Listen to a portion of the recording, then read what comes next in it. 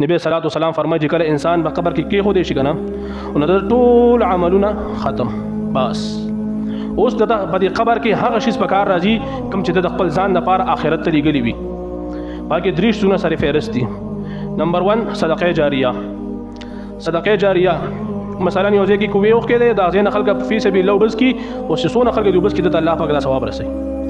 دویم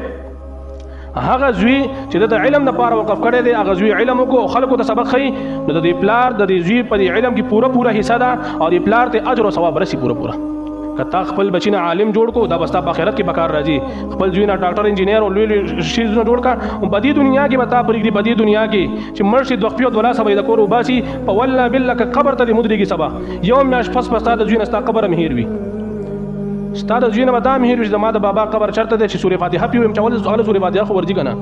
د دومره لوی خلک ته په پارلیمنت کې ګوري او ودرېږي صورت غلط وای